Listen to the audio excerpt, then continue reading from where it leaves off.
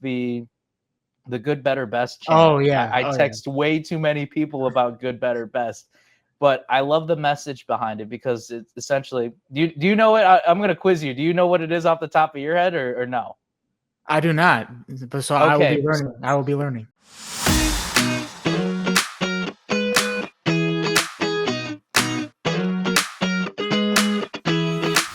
Welcome into another edition of Cousins Conversations. Another great week, another great conversation. And I have Pablo Iglesias here. And you can see on YouTube that his title is CEO of Swag. And he has a lot of swag. I mean, unofficial. look at what he's wearing. I mean, he's got the sweater with the jacket over. He's looking good out here. He's got the swag going. Pablo, how you doing tonight, man? Good, man. Like I said, it's an unofficial title. Appreciate you having me here. Like I said, it's fun. Just trying to do what I can, man. You know, once you hit the age of 30, it's like you gotta modernize a little bit. You gotta have you still gotta keep. How do you keep up that CEO swag, whether it's self-appointed or not, man? But we got the shacket going on. We got the nice t-shirt, black jeans. I can go full fit if we want and talk about that. But we got some other things to talk about. But no, like I said. Appreciate you having me, man. It's super, super cool. Super excited. Love what you get to do. And yeah, man, I'm looking forward to getting to chatting some more with you, man. Yeah, we both live in Big Ten territory. I'm in Iowa. You're in Madison, Wisconsin, and that is your role. You work for ESPN Radio in Madison. So just walk us through, some of the roles you do there and what goes into your day to day. Yeah, man. So it's been pretty crazy thinking. I want to say I've been in Madison now for about 4.5 years now.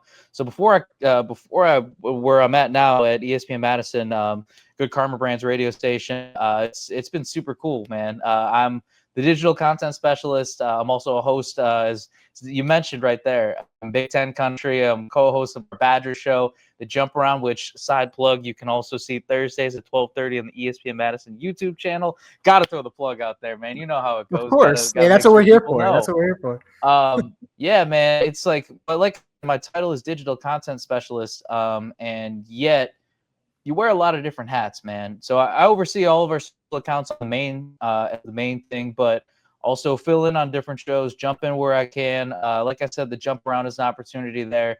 We have a lot of different local shows, and I think again, it's wearing different hats, which ultimately, like what this side of where I'm at in the radio, more even the digital side. Like our CEO actually was just in the office today about talking about again, a lot of people still believe that it's just radio and radio only, but really, I mean, digital is the way. Digital is the way for sports, like how we consume sport, how we consume highlights and everything, how we consume our shows too. If anything, like it's crazy to think like that YouTube is the top platform where people are consuming podcasts. I know, like you said here, this is on YouTube. Well, like, it's a big thing where it's like I'd say to anybody that's listening that's getting everything out here, getting lessons from young Nick out here, man. It's jump onto the digital space, man. Whether it's social, doing some social media projects, being a goofy guy like me once in a while at social, but also putting together some cool content, man. The more that you can learn, the more that you can be a sponge. It's a crazy world. It's moving fast, man. Don't get me wrong, but yeah, in terms of the everyday, it almost kind of feels different. I know that's always cliche when people say that in sports, but sometimes it's got a meeting here, meeting there. Sometimes I'm doing projects. Like I said, today was preparing for Packers pregame on our side and just making sure like that all the links were out there for our socials to make sure that people knew exactly where to consume Green Bay game day and game night. Also, like I said, planning for the week ahead too. We have our social media brainstorm tomorrow. It's like I have a shoot. Probably going to go to the basketball game too for Wisconsin. And like it just feels like it's a different thing each and every day. Getting ready for game day too. We've got our tailgates that go to the games too whenever they're the home games. We have this Friday is, I know I'm kind of jumping like day to day, like it's not linear necessarily Monday to Friday, but Friday we have our semifinals for state football, and that's a big thing for us. Luckily, we don't have to make too far of a trek, and it's pretty much right in our backyard, so we get to be a part of a special day for high schoolers and get to do this because we really pride ourselves on not just the coverage that when we talk about the Packers, but also pride ourselves on the coverage that we provide for Badger fans, for the high school fans. I think what a lot of what we really do, especially here at ESPN Madison, and really just like all the good Karma brand ESPN radio stations, is know that, again, we're more than just radio, and we really try to make sure with our programming, it's heavy local, because anybody could talk about the Packers, anybody could talk about, even the Badgers, even high school stuff. But ultimately, our concept philosophy is trying to figure out what makes it unique to you, and how can you make that like relatable to people? How can you tell the stories through a dazzling detail? So it's a lot into the weeds. Like I said, even though I've got one title, you wear a bunch of different hats, and you get to learn as you go, man. It's been a fun ride out here, though. So, like I said, just about 5 years in Madison.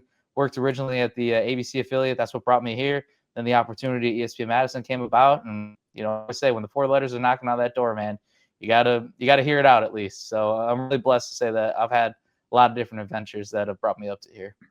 Yeah, let's go back to when you switched over from TV to radio.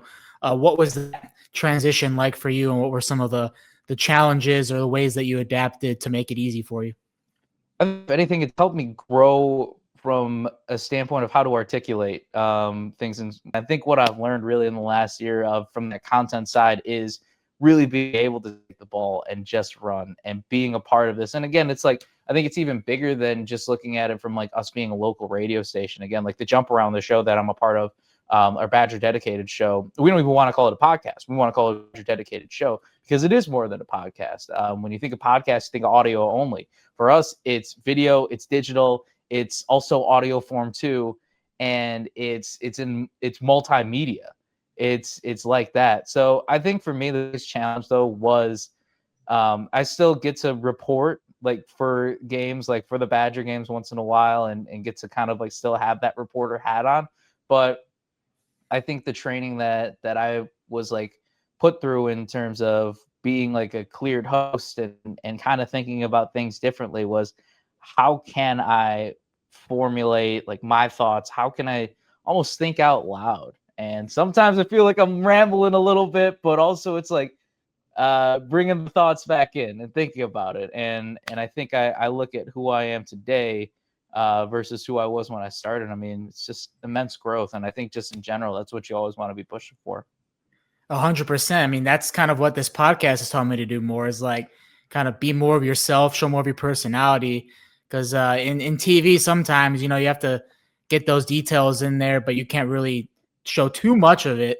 So I feel like in this space, or in the digital content space, you can really show that personality. What have you learned most about growing that digital content space in the content that you're doing? I mean, I think ultimately you hit it on the head, is truly being yourself, whether it's with what you do in your everyday or what I do. I think no matter what the space is, people want somebody who's genuine. People want to connect with someone. I mean, when I was reporting and telling stories like as the MMJ in that world, I think I never let go of making sure that it was still about connecting with people in a genuine way. Like it's I do these things called Pepsi Picks, one of our partnered videos, where we go around on tailgate day and we just ask a bunch of like wild questions. Something we really get after it, but it's fun. And that's me. That's me probably at a 10, not gonna lie.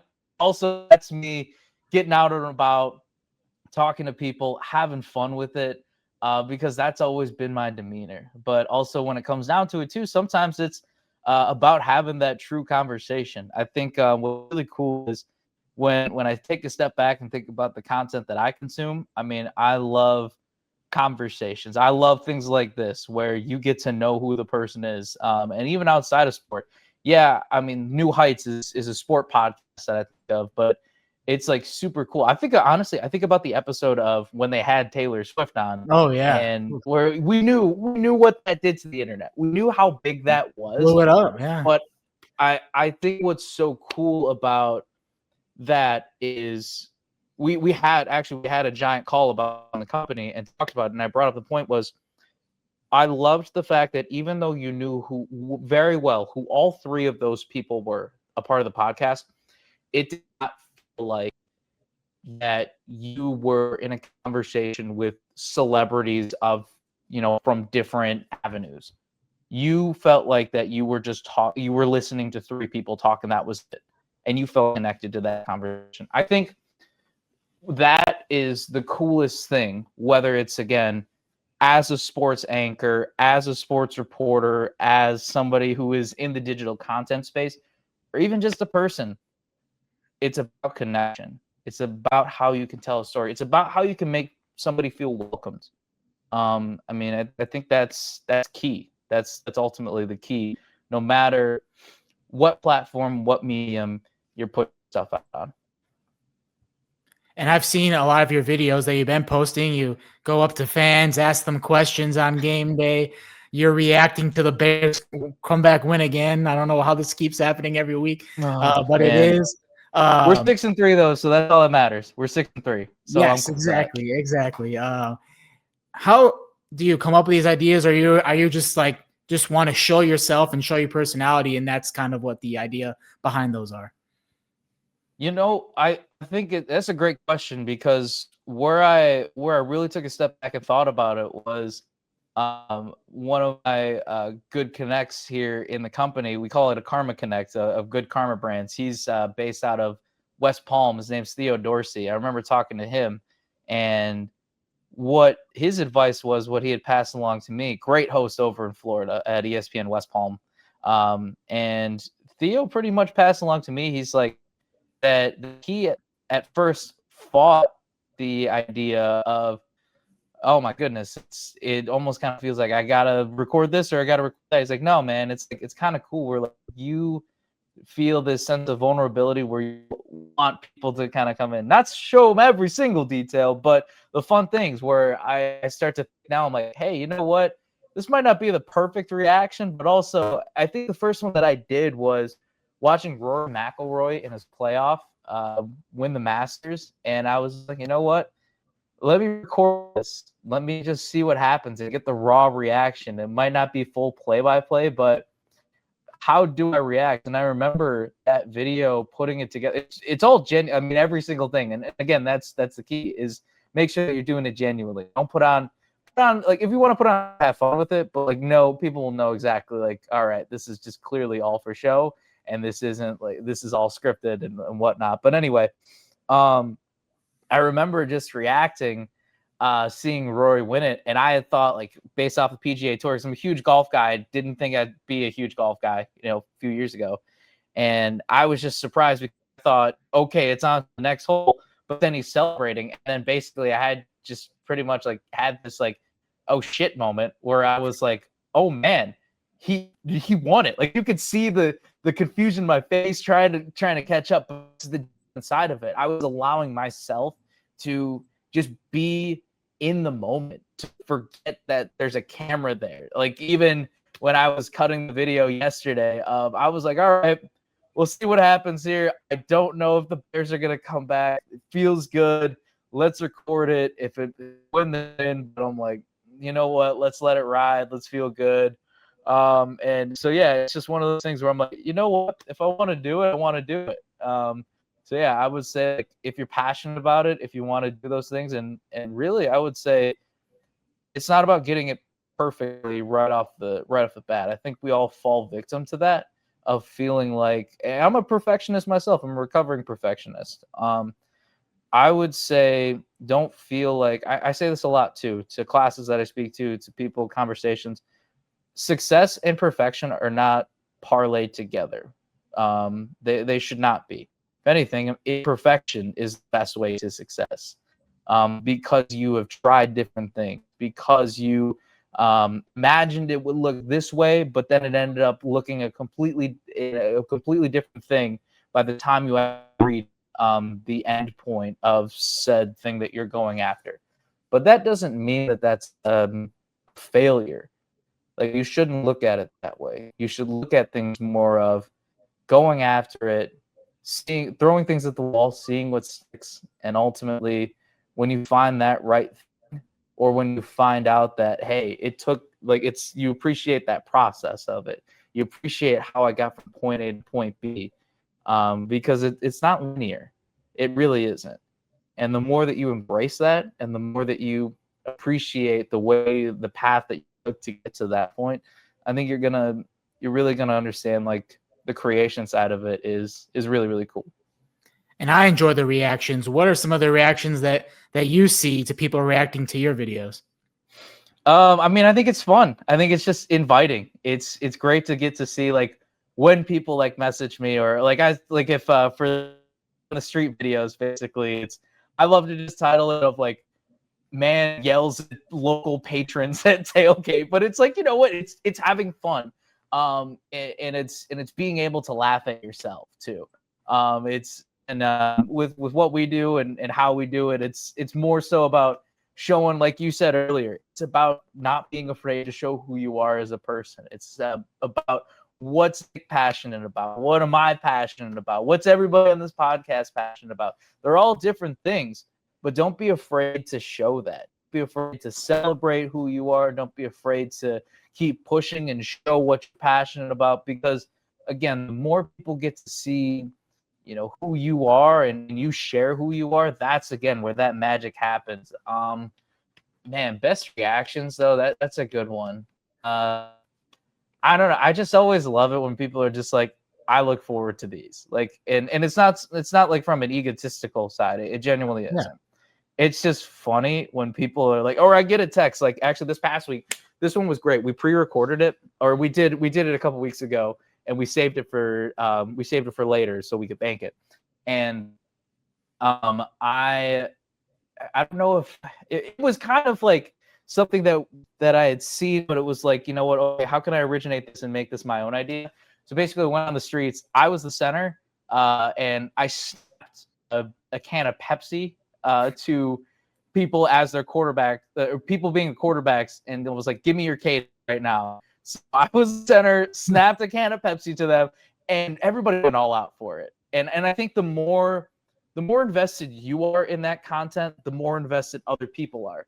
Sometimes it's about knocking them out of their comfort zone, but I think more approachable, and sometimes, honestly, I'm pretty loud. I'm not going to be afraid to go after it. But I think the more that you approach it that way, like with passion, with energy, with excitement, somebody's going to budge, and somebody's going to go for it. So that's what I love from the return there is getting people involved and having fun with them along the way. And so, something else that I know you take a lot of passion in, it's part of who you are, is being an Asian journalist. So tell me how you just carry that with you every day and have that be part of you. Yeah, man. So I appreciate you asking that. I'm a proud member of the Asian American Journalists Association. Shout out AAJ. Shout out STF as well, our Sports Task Force division. I mean, to pull back the curtain, you know, I grew up in the south side of the city of Chicago, a biracial kid. I'm half Chinese, half Mexican. And it's actually funny. I was having this conversation with earlier today about it, and I really think I've always known that I wanted to be in sports media. I've always known that this has been my calling since I was a kid, 10 years old. I think you're a diehard White Sox fan. I'm a diehard White Sox fan. Yeah. When your team wins the World Series when you're a kid, it's all bets are off. Life changer. Yeah. You also think like, not to get sidetracked off this, you also think that it's only going to go up from here, right? Well, exactly, we did have that moment. The Bulls were like a 500 team all of a sudden. And it's like, oh, okay, we're back. Yeah, exactly. That little glimmer of hope. Super Bowl, like the Ben Gordon years, man. The baby Bulls were electric. But I said I wasn't going to get sidetracked, and I did. I knew though, like I said, at a young age that I was very passionate about to begin with, and over time, especially through, as I mentioned, AAJ, the Asian American Journalists Association. I joined a high school program. I did that summer camp. It was a week-long thing, exposure to the organization, and I wish I would have been a part of it sooner, because I fell off after I did my high school program, and I wish I had stayed in touch. But then, you know how life happens. Things happen for a reason. Get reconnected, and I go to my first national conference for the organization in 2017. Get to meet a lot of different people, honestly, not just professional colleagues, but like some of my closest friends who feel like family to this day. And I think it just reignited, or rather sparked, a new found sense of inspiration, knowing who I am, knowing my why, knowing that you're doing something bigger than you. Like going out there. Like I look at the people that I looked up to, the late Stuart Scott, may he rest in peace, Scott Van Pelt. Like, I mean, the dream is always to see, hey, maybe you make that one day. But I also look at, now like more of like the people I look up to today, like Gary Streisky. I'm really grateful and fortunate that I can message him, when I need some advice, something like that. To see somebody who looks like you doing what you love and where you want to be one of these days, or get to say that person inspires you, you're really close to them. I think yeah, that's been so special, because again, it really reinforces that you're doing something bigger than you. There are a lot of people in AAJA who have been looking out for me, and it's almost wild to think that now I'm in the spot where I'm still growing, and I'm still, reaching after big things, but also it's about paying it forward. It's now about being in the spot of, don't forget those who help get to your spot. And again, like I take that very seriously. I take that very close to heart, because I think it's important, again, to not lose track of the people that helped bring to this point. And when I say that, I think about AAJ. I think about my family too. I think about the when I was in Peoria, Illinois, my first market, and when my dad had told me my grandmother seeing me on television and seeing our last name there, that's a special thing. Here in Madison, when I was working in the local television side about 3.5 years, an older man at breakfast came up to me, Asian descent. I want to say actually he was probably in about his probably late 50s, maybe 60s, but still. To see like how excited he was to meet me. And again, I don't say that egotistically. I say that from like a very heartwarming place of, man, like knowing that you're making that type of difference. You're making that type of impact on people, where they're like, we love getting to see you, or we love watching you, but it's the relatability, man. And I think that's just what drives me each and every day, because again, it's I know I'm just kind of rambling here, and I Hey, appreciate you listening to it's this, all but good. It's all good, man. Just yeah. it's yeah, that's what it is, man. I wish I could really sum it up, but there's so many different paths, there's so many different avenues that I could go down, just because of what it really means to me. And I think that's special. There's not really one way to describe it. I could tell you a completely different story probably about this, but I think that's the special thing, is knowing that you're making a difference in ways that sometimes you don't realize. And I think that's something that we all could probably relate to in one way or another, because I think self-assurance as a whole is tough. We've all probably at some point struggled with imposter syndrome. I'm a big mental health guy too. I mean, I'll be candid, like, really investing in your mental health. Like, I mean, I like going to the gym. I like making sure that I'm a physically fit guy as much as I can be, especially in our schedules, man. It's hard as hell. Don't get me wrong. Yeah. It is hard as Oh hell. man, yeah. But also, you know what? Take as much stock as you can in your physical health and your mental health, man. Like, I think don't be afraid to address that. You know what? If you're not having a great day, like, it's very easy to shrug off and say, I'm good, or and it's just like, the more that you're honest with yourself and know like what steps to take, I think that is a very powerful place. It's a hard step, don't get me wrong, but once you take that first step, keep moving in that forward direction.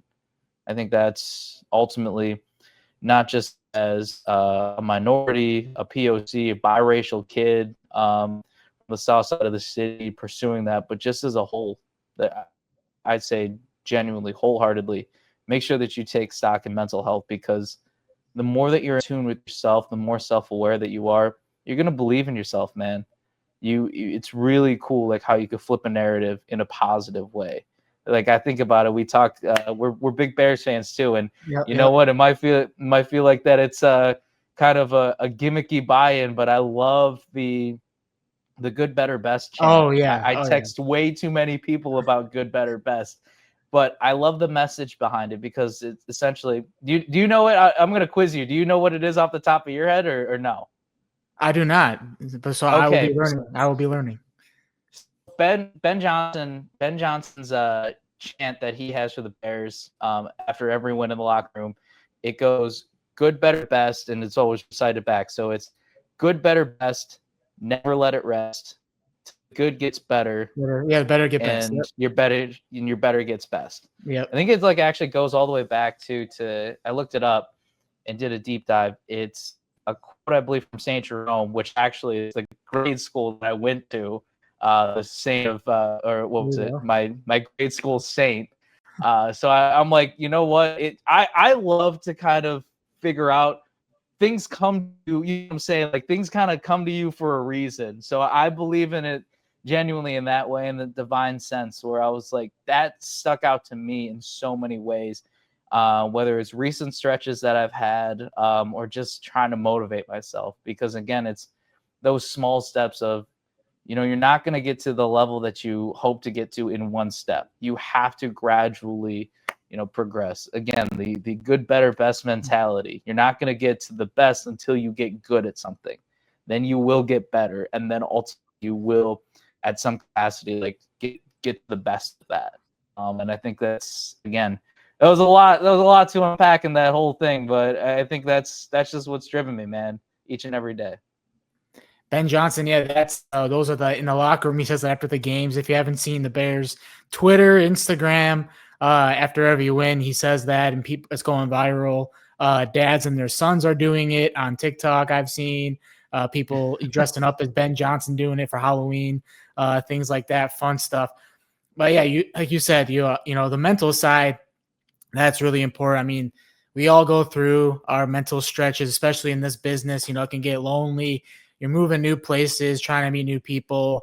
A lot of the time, you know, you're not doing what you want because someone else is doing it or things like that. And you get down on yourself.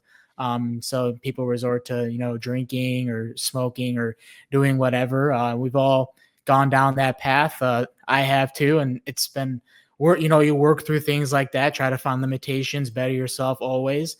What are some of the things that have helped you? That you said, you know, you look in the mirror and you're proud of who you are, and that helps you in those Yeah. comments too. People saying like, "Hey, it's great seeing you."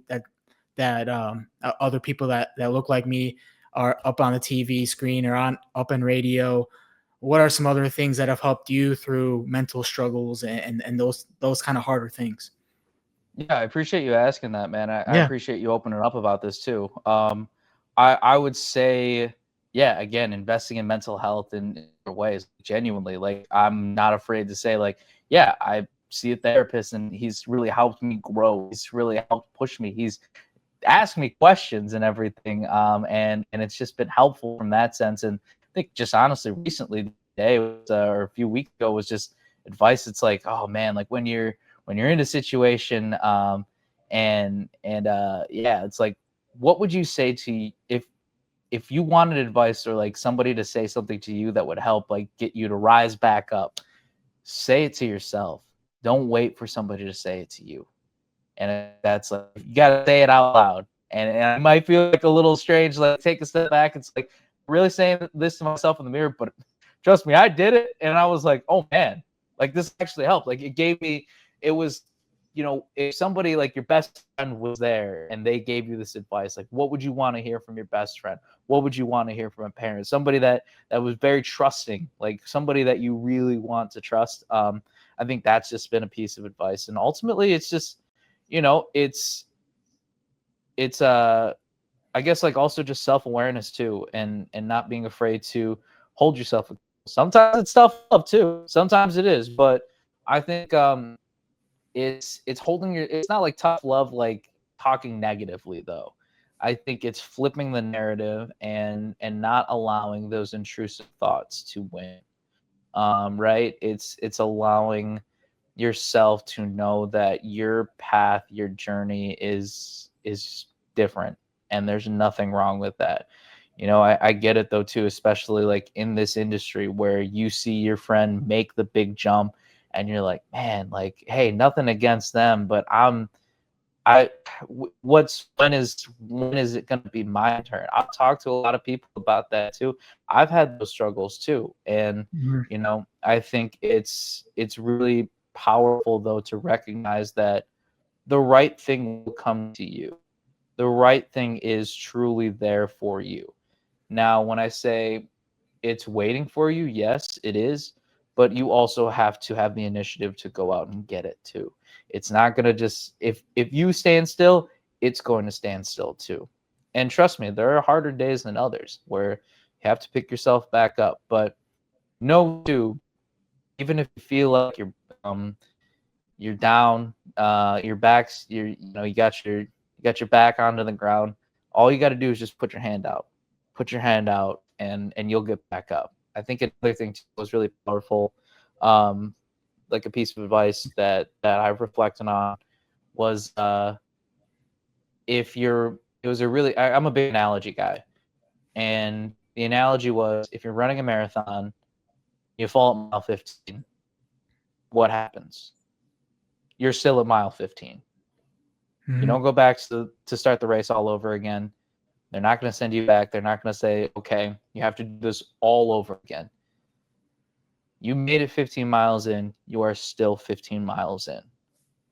Now, when you get back up, that doesn't mean you have to run at the exact same pace that got you to the 15 miles, but you can still get up and you can still look at the progress that you made.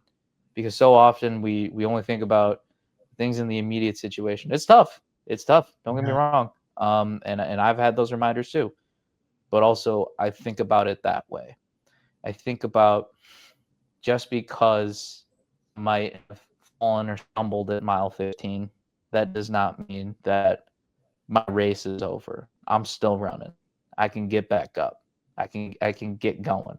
And it's up to me though, to an extent, to know that I have it within me to get the hell back up and keep going because we got a lot more ground to cover.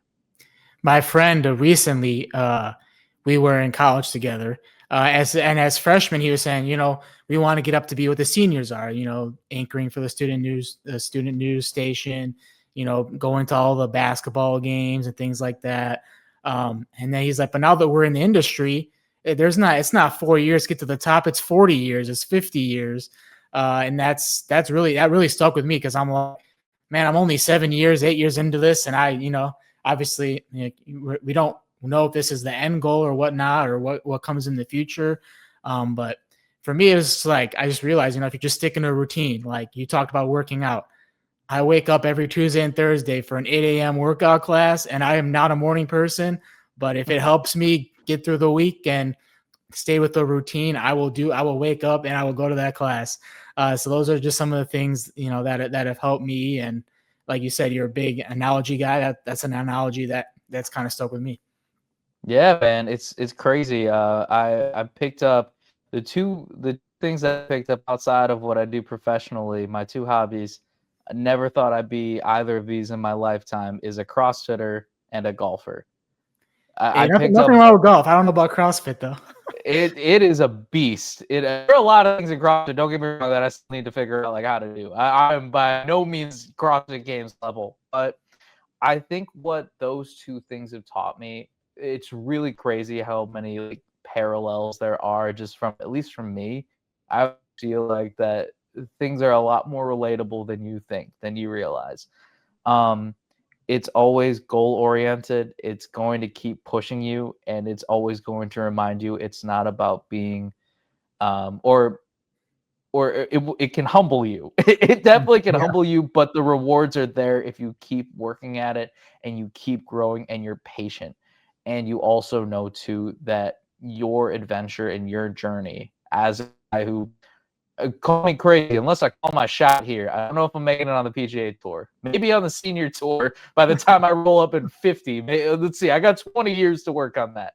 But I think what why enough, those two things have taught me is to be patient with myself, give myself grace, and don't be afraid to celebrate myself when the good things happen. So often we think about what went wrong, what I could have done better. And yeah, I think about those things, how I could improve. But I also don't want to forget about taking the steps to get there.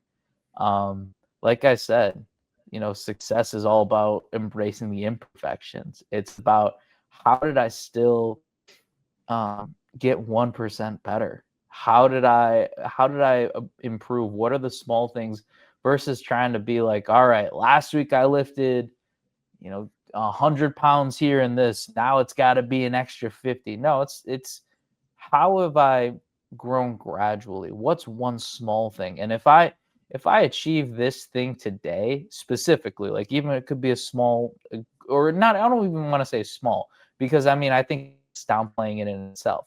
What is this one thing that I can achieve that will make me feel like, yeah, I did something. I did something good.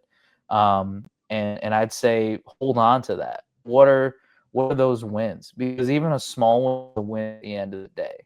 And I think that's something that you want to make sure you remind yourself of. Every day, yeah, you can tell it's those small, constant reminders to get you going. And I see you out there doing all your creative things. When it comes to football games, you have a pretty busy day. I've seen your day in the Yeah. life, your Instagram stories and everything. Take us through kind of the different things that you do on a football game day for your job. Yeah, it's actually funny. I was talking to our post game producer for Wisconsin College Game Day, and let's say on a normal home game, I were to go to our tailgate over on Regent Street, grab some content from there, hang out a little bit, get some stuff from our pregame show, get some stuff of people tailgating, take care of that from the marketing side, go to the game, cover the game, figure out like live tweeting, all of that stuff, putting some graphics together, putting some social media content together. It's a lot of different things that are moving fast. I would say too, what's crazy is on Saturday, and this is a collaborative effort. Don't get me wrong. The way that I look at it, yes, I'm seeing the quarterback of leading the social media team, but the quarterback doesn't throw a pass to themselves. They have wide receivers. They have the tight end. They also have the offensive line too that protects. There's a whole team effort. The quarterback, yes, is seen as the person who leads the whole thing, calls the plays. But again, the right things have to be in the right spots, and partly too, that's my job, that's my role on game day when we're in game, and then it's going into game, what Luke Fickell and the players have to say, bringing that in, digesting that, sending the sound over to the post game team, and then calling in and getting to give my thoughts and raw reactions of here's what I think, how I feel from what I have heard from the players, and it's still putting on the capital J journalist hat, but also having a little bit of the opinion side into it too. Because again, it's not I'm saying, oh, Wisconsin stinks and blah blah blah, but it's more of talking about I asked Luke Fickell what's been going wrong or what's step one to take from here after a loss like this. Actually, I think it was Iowa week, and it was referencing because that loss was not fun. For Iowa, it probably was great, and for your coverage, it was good. But I do remember specifically asking like that a question and referencing that because that's the extra element that we bring in, and it's not to show off like, oh, I asked this question, but more of like, how do I bring people into the press conference room that weren't there? How do I know that like our fans that join into the post game show? How do I also relay that to our hosts who are at a different location, probably either in the studio or at a remote location? It's again trying to build that out through the details, through my demeanor. I mean, I think when we did an air check, actually, it was like we could tell that you were sad, but like that's okay because it's like that's real emotion. That's what the feeling was in the room, and I'm just portraying that, like genuinely portraying that. I know I'm getting a little sidetracked on that, but that's basically what a college day is for me for Wisconsin football. There's a day in the life that I did that where it was a little bit of an extra flair, where I didn't go to the game itself, which was hilarious to think about. A day of my life covering Wisconsin, Ohio State. And instead, it was going back to the studio because I was hosting our post-game show off-site afterwards. So it was a whole bunch of things. It was shooting our fan on the street video. It was going to our tailgate, getting content there. Also doing a game video as well and getting all that content. Then going to the studio, watching part of the game with my co-host, driving to the location of where our post-game is going to be, getting ready for all that, and then having a post-game show for about 2.5 hours. So it was a pretty long day, but it was also like, that's sport. That's what this is. It's not a 9 to 5, that's for sure. And for anybody thinking that they can sneak in a 9 to 5, you're in for one, my friend. But it's about caring with passion though too. And we get to do this. We get to be in sports. And not a lot of people can say that. And I mean, I know everybody wants to do it, but it's just you don't take that lightly, if you will. You don't negate like, oh man, this is kind of like a privilege. Like, it's super cool to get to say like, this is what I do, this is where I'm at. Like, it's pretty sick. I do have to say though, they do have to come up with a better way for away media to get to the stadium, because I had a 1.5 mile walk. But it was cool though, because I got my POV camera out and I recorded the whole walk, and there's people saying "Go Badgers, go Hawks," So it was cool. So I will say that.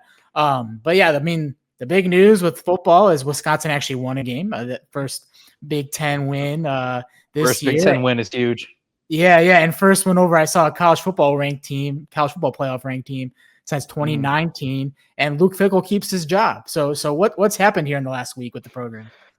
Oh my gosh, I think it goes back to what really these last couple months have been. Honestly, I feel like that Saturday was just a huge weight lifted after what honestly was probably a very long and emotional week to begin with.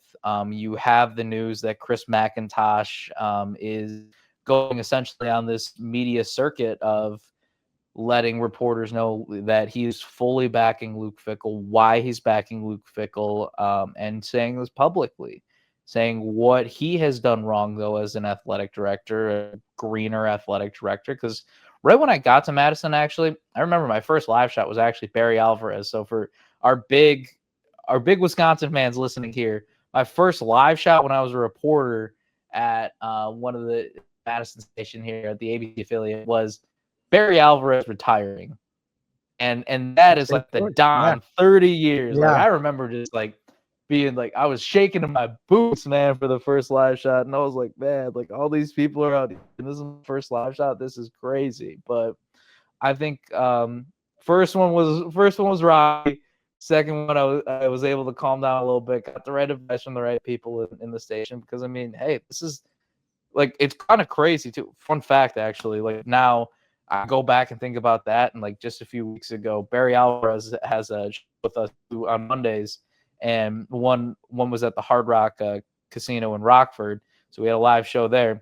Now Barry and I are playing like a round of craps at the casino, so yeah, that's wild. So I'm like just thinking how life just goes full 360. Here I am genuinely with the man who made Wisconsin football what it is today. Yeah. Or more so of the namesake itself to what it is today. And like years down the road, I'm just shooting dice with this guy. It was just like, he's just a regular dude. It's so funny. It's so crazy that's my life right now. Like it's what? Like, I don't know how else to explain it, man.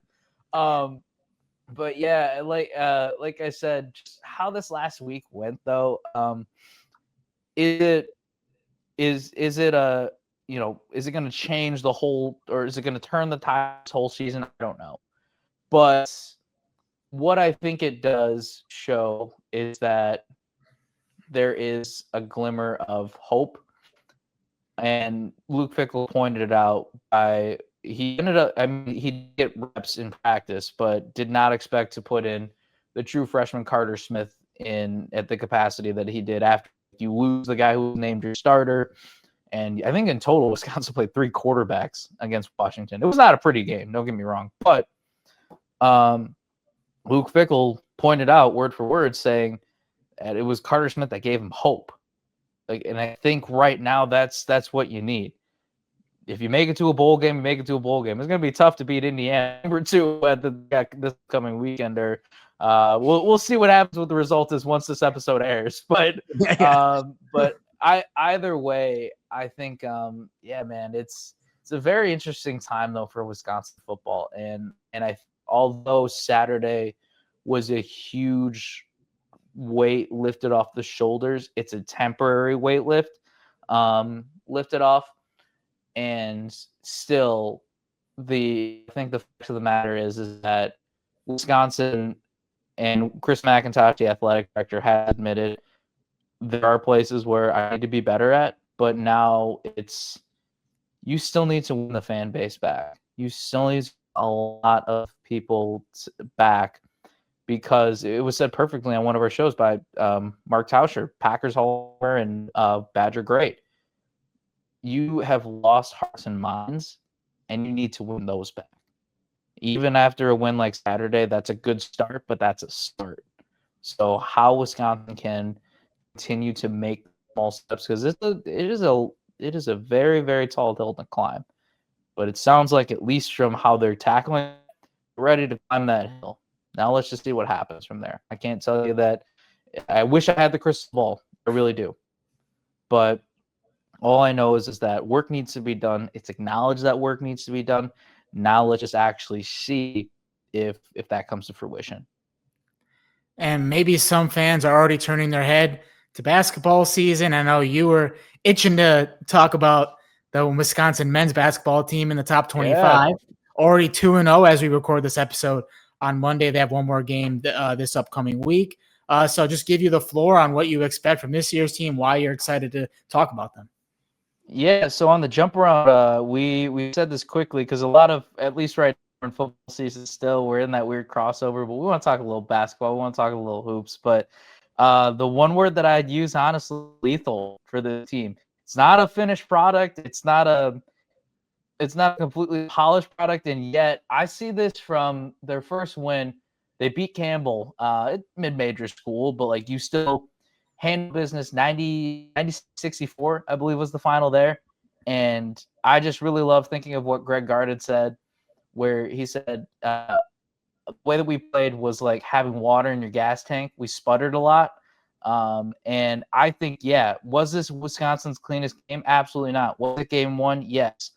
But when I look at this, and you end a game on a 20-2 and you score 96 points and you feel like that you're not at your best, that's dangerous, man. So and the reason why I love it though too is the combination of Nick Boyd, a guy who has Final Four experience, a guy who's coming in his 5th year. He's an absolute dog. He could be the guy that leads your team in scoring. He doesn't have to be. He's very much an impact player across the board. Great two-way player, big time scorer. But the guy that I'm really excited about is John Blackwell. Got into the draft combine, came back, got a lot of advice, grew, wanted to be the shot taker, shot maker that John Tonje was last season. We remember how fun Wisconsin was. We remember how fun that Wisconsin BYU game was in the round of 32. It broke a lot of hearts, though. Don't get me wrong. But almost like seeing a lot of different losses, seeing like covering Johnny Davis when he was essentially predicted to be the lottery pick, and how Wisconsin fell off that quickly, unfortunately, to Iowa State in Milwaukee in the round 32 and didn't even advance to the second weekend. That loss was gut-wrenching, but it was a slow burn, whereas here it was Wisconsin had it in their hands with John Tonje. And I think that even if it was a loss, it invokes some hope and it invokes some optimism for the program and where Greg Gard and co were heading. So now you get John Blackwell and you get a guy who's already had a lot of confidence and a lot of playing time as a freshman. And here he is 2 years later, mature. That was another word that was used in the first game, was mature. Like, he is truly just a cool, calm, and collected guy.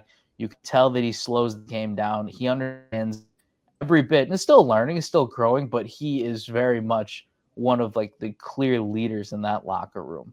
And I think Wisconsin and Campbell's coach said too, Wisconsin fans have a lot to be optimistic about. I know that probably doesn't sound too great for your Iowa fans that are listening here, but Big Ten basketball, man, when everybody's at their peak, it's banging, man. It's Yeah. absolute. It's electric when Big Ten basketball is playing some good ball. So I mean, I don't think this is a hot take, man, but I feel like the Big Ten is like an elite basketball conference by They might it's like set a record this year for most teams in the field. I think that's it's definitely, that's doable. yeah. And why not? I mean, you look at, and I'd say before the expansion too.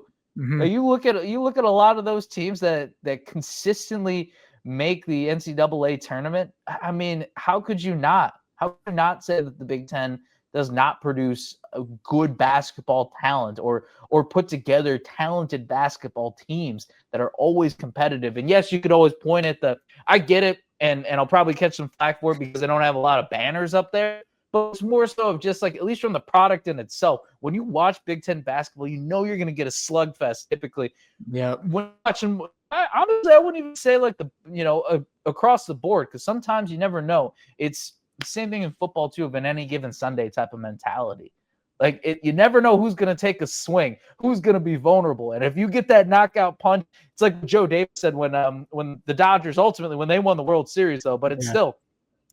To beat the king, to beat the champ, you got to knock him out, and sometimes that's what it takes, and that's what Big Ten basketball, I feel like, in the strange sense of we're putting it in a different sense. That's what I think like Big Ten basketball can be. Is you know what? Hey, you know who the top dog is, and you get Purdue going into the NCAA tournament as the top overall seed, and here comes all of a sudden Farley Dickinson, though not a Big Ten team, but it's like, hey. You know what? You're just as vulnerable as the rest. So maybe I went back and accidentally proved showed that my point is wrong. But no, it's like, again, it's just Big Ten basketball though. When people go head to head, man, it's pretty nasty. Oh yeah, it is. And I think that's not a hot take. I think we could see a lot of basketball teams from the Big Ten in the field this year. You have Purdue, who's number 2 in the country right now, too. They're always a big force, and Iowa's looking good too with Ben McCollum. It should be an exciting season. We're only 2 games in, so we'll see how it is going forward. I know there is though, and this is a weird territory for us as Chicago kids to be in. We both went to all boys Catholic high school, so represent. But as a Chicago sports fan, just to have our teams be doing well, I mean, that is just. What a concept. I mean, you got the Bears 6-3 with all these comeback victories. You're thinking, oh man, if this was another season, we're losing all these games. We're not blocking the field goal. We're not, coming back from 14 points down, things like that. And then you have the Bowl start 6-1, first time since the Jordan era. And you have Connor Bedard leading the NHL in points. I mean, this is a great time to be a Chicago sports fan. And we've just been quiet for the last couple of years, wondering why all our teams are terrible. But here we are. We can actually be loud now. We have networks talking about our teams that they don't even give us 30 seconds. And here we are. We can give our time to be in this moment. The next thing we need is for our White Sox to finally not become the worst team in Major League Baseball. We've been down bad recently in Chicago sports, man. So I genuinely. So there was one meeting we have every so often, a few weeks, and one of the questions is personally excited and professionally excited, and I think the personally was, I saw a TikTok the other day of highlighting all of the top young sports. Like the big names in Chicago pro sports, and it was like Connor Bedard, Colson Montgomery. What was it? I think I'm trying to remember who it was for the Bulls. I don't think it was Giddy, but was it Bazelis? Modest? Yes, it was Modest. Yes, it was Modest Bazelis. Modest Bazelis and Caleb Williams. And we talk about the team up north too. PCA. PCA is a dog too. Don't get me wrong, but PCA. I'm always gonna be. He's got some swag, Yeah. I'm gonna be a Sox fan through and through. So I'll give PCA's flowers. But and I'm a Northside guy too. So that's wild. See, that's wild. Being a Northside guy and being a Sox fan, I respect the hell out of that. I respect you for that. It's all my dad because he worked on the South Side and his company has season tickets. So I would always go with him to the games when I was younger. And then just like you talked about earlier, you're a young 7-8-year-old and baseball is like your life. You like as a kid, you just love baseball, and then a team wins, and you're trying to decide between both teams.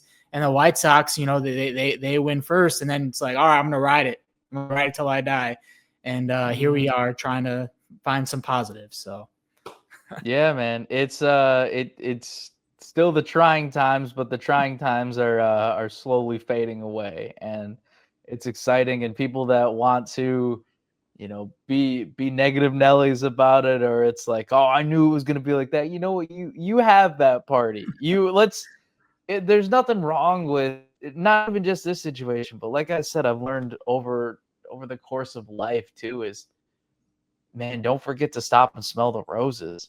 Just enjoy what's in front of you. Don't be afraid to appreciate that. Because I think the more that we like guarded behind things, like the more that we realize that we're losing, like looking at what's in front of us too. Like, don't be afraid to still go for that and recognize and have fun. That's what sports is supposed to be. Just because it's like, yeah, you got your heart broken before. It's like, oh boy, here we go again. That's the highs and lows of sports. It ain't a perfect path. If it feels like the teams that win all the time, it's not always perfect either. Like, some people have their runs, like, and it is what it is. But the beauty of being a sport fan is going through those highs and lows. It's going through the ups and downs. It's rooting for your team, and just doing what you can, man, to keep showing love and keep showing support. And I think that's a powerful thing too, and what sport can really do. that's what we are in the business for. That's what we love about it. It's just the Exactly. positivity, bringing people together. And one last thing before we wrap up here, have to ask you about Caleb Williams. He's definitely silenced all the haters after that game against the Giants, single-handedly bringing the team back. You know, he didn't have a good game, but you had 6 drops by receivers, which was the most the Bears have had in, I think it was like 7 seasons. Jeez, yeah, So I that's just want rough. to, yeah, so I just want to give you the floor with your opinion on Caleb Williams, because we talked about David Kaplan. He did his little recap on YouTube, and he's saying that, hey, we shouldn't be talking about anybody else from that Caleb Williams draft class. He is the franchise quarterback now, and he's proven that. I'll take a step further, and this is definitely gonna just create some violence out here. I've said to friends, and sometimes it's a little bit of a troll because they're all Packer fans, but I would honestly take Caleb Williams over Jordan Love based off of what the Yes. overall trajectory Yes. looks like. And this isn't a knock necessarily on, like, fully a knock, I guess, if you will, on Jordan Love, but I think what we fail to like talk about, I guess, is that Jordan Love, yes, this is his third year as a starter, and Packer fans like to protect the man. And I'm like, okay, I think he's good too, and he's a baller, but he's been in the league for like 6 years now, or 5 years, Yeah. whatever the Yeah. case is. And Caleb's is his second year, and you know what? Caleb is not a perfect quarterback. No. He's No. not. He's still working, and he's still trying to unlearn things. You could see from last season that he just unfortunately learned bad habits, and that's just simply because of a protection side. You know, when your offensive line is essentially collapsing and almost running after you too, yes, you feel like you are running for your life. So you do have to drop or get out of the drop back and start scrambling a little bit more than you realize. But I think it's a mixture of, yes, he's still young, he's still unlearning those things that, yes, he had some great plays and he had some magical moments at USC, but he also needs to unlearn those things too. He needs to get a little better at that. But what I have seen in so many different ways, I wish I had the stat on me, but the game-winning drives, or at least the opportunities where he has, even last season too, things that just didn't come to fruition. Like, honestly, I think about the Thanksgiving Day game that ended up being the final nail in the coffin for Matt Eberflus, was that Caleb, or even the Washington game too, he still found a way to try to get the Bears back in it.